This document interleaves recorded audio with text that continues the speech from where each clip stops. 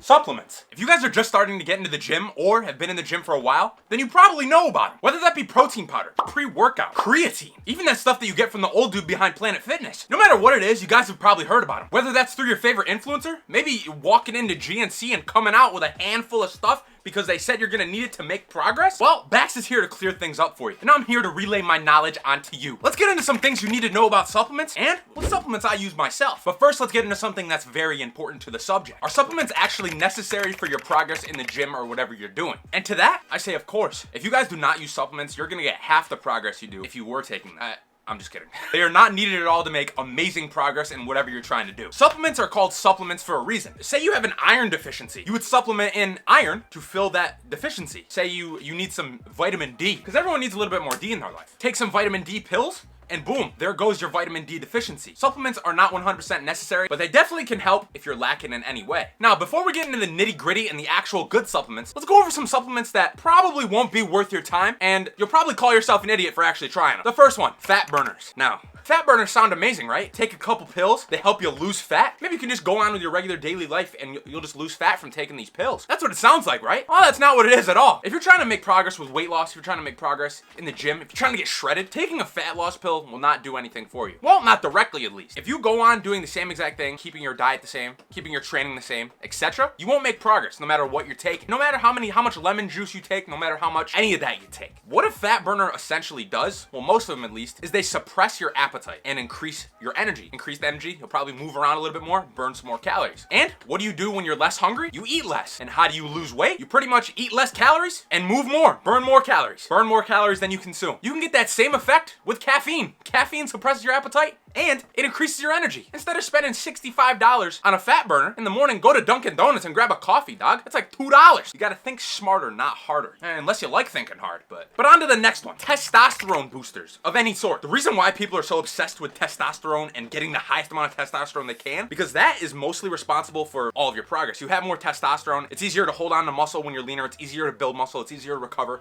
etc. More testosterone is generally better. Now you might ask me, why don't you just boost your test? Like, is it really that hard? My friend, that is what steroids are. Steroids are one way to increase your testosterone, and really the only way to increase it at a valuable amount. People find every single which way to try to increase their natural testosterone without going on steroids. And that's where these test boosters come in. They sell them at Walmart, sell them at GNC even. But you walk in, you see build muscle quicker, recover faster. And it's like, doc, is this a natural steroid? Like, what am I getting myself into? Most of these natural testosterone boosters are pretty much just vitamins and minerals that are kind of proven to boost testosterone. If you're young, your testosterone is very, very, very, very, very high. These things will not make a difference to you unless you need everything you can get. Unless you're 70, 80, walking around with a limp. You're sitting there pretty much spending $100, and the dude at GNC is like, man, I just scammed that 13-year-old kid. Crazy. And life moves on. I throw the natural testosterone boosters out the window for now. Because once again, if you're not making progress with your diet and your training right now, using these natural testosterone boosters ain't gonna help you, doc. Now that we've gotten the bad supplements out of the way and why you should not get them, let's get into some supplements that could be helpful and that I use myself. First up, we got protein powder. There's a lot of hype surrounding protein powder. I gotta drink my protein powder right after my lift. If I don't drink my protein powder, I'm not gonna get gains. It's not that serious, dog. Protein powder is literally just powdered protein. You can get your protein from chicken, you can get your protein from egg whites, you can get your protein from a grandma. Protein powder is literally just a convenient way to get your protein in. I like to think of it as literally powdered chicken. Throw this in some water, some almond milk, some regular milk, and drink it. That's easy 25 grams of protein. If you want to bump the protein up in something, say you're making pancakes and you want to make them protein pancakes, throw a scoop of protein powder in them. Protein pancakes. You want to make a smoothie, throw a scoop of protein in there. It's a protein smoothie. You see where I'm going? On to the next supplement. Good old fashioned creatine. Now, creatine is actually very hyped up in the fitness industry for a decently good reason. This is pretty much the closest thing you're going to get to a natural performance enhancing supplement. Creatine is already made in our body, but our bodies don't actually produce enough of it to actually get the benefits performance wise. So that's where supplementing more creatine actually comes in. So there's actually two ways you can go about taking this. Take 20 grams of it for a week every single day, and then after that, drop down and only do 5 grams a day. Keep going on and on and on, 5 grams a day. Or you can just do 5 grams a day and it'll saturate within 3 to 4 weeks. Pretty much a supplement you take every day, 5 grams a day, and that's all you need. And then that'll give your body enough creatine to actually reap the benefits. So what does it do? It pretty much just aids in performance and recovery. Not crazy insane amounts, but say you're doing a bench press, big numbers, you're benching 135. You hit 10 reps, you're like, I can't get another one up. Maybe you take creatine, it's saturated in your system, maybe you'll be able to get 11 or 12. It'll give you those few extra reps, maybe it'll make your endurance a little bit better, your muscular endurance, stuff like that. The simplest way I can explain it, it holds more water in your muscles, making you able to train a little bit harder and recover a little bit better. Overall, it's a very good supplement. We're actually going through a creatine shortage right now, so it's a little bit overpriced, but I'd say it's still worth it. I recommend creatine monohydrate. The brand doesn't really matter. You do with that information as you will. On to our next supplement. Oh, this is one of my favorites. We got the pre-workout. Am I saying you need pre-workout? No. Am I saying you should try pre-workout? Yes. Usually pre-workouts have caffeine in it. You can get non-stim and make it not have caffeine, but it pretty much just increases your energy. It increases the blood flow to your muscles, so when you get a pump, you pretty much look bigger in the gym. You feel bigger, you feel fuller in the gym. It increases focus, and yeah, it pretty much just gets you hyped and dialed in the gym. There's some things that say that it actually increases your performance. I don't know really how true that is. Maybe if you lack energy, maybe if you lack focus in the gym, maybe if you have trouble feeling the workouts that you do, invest in a pre-workout. It's definitely a really solid supplement. It won't run you too much money. It'll get you cracked out, plain and simple. Give it a try. Yo, if you do, you know where I go. Anakapower.com, code BAX. Pick you up the watermelon one. It tastes phenomenal. Oh, I actually have it right here. I feel like I'm on pre-workout right now. I'm sweating balls. And now for the final supplement or supplements, and probably the most important ones, your actual vitamins and minerals.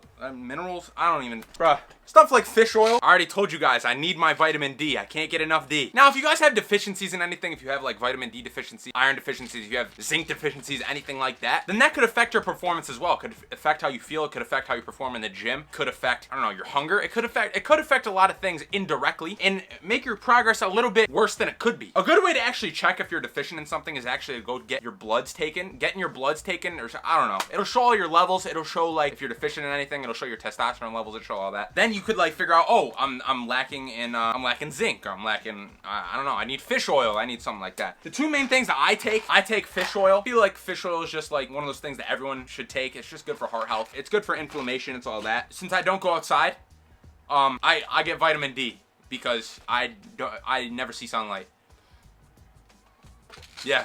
Those are pretty much the only two I take. I was taking ashwagandha before, but that joint's like $60 now, so I'm like, that isn't even worth it, dog. And that's pretty much it. Once again, supplements aren't 100% necessary. You can make literally insane progress with no supplements at all. They are, once again, just supplements. If you need them, take them. If you don't, you can still take them.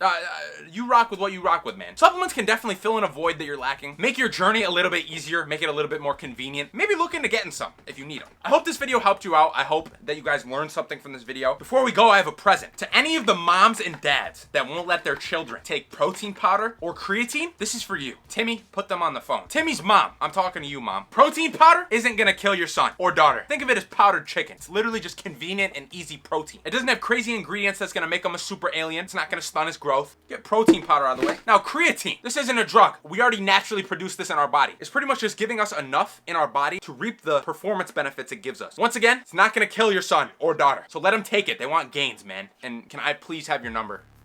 So, fellas, if you have any questions for me, feel free to leave them down in the comments or just hit me up on Instagram. I try to answer all my DMs. We had a good video today. I feel like this was a very informative and, don't forget, if you liked the video, like, comment, subscribe. And as always, we'll be back with another banger next week. I'll see you guys then. I'll give you a kiss right now. We do be out, baby. You already know.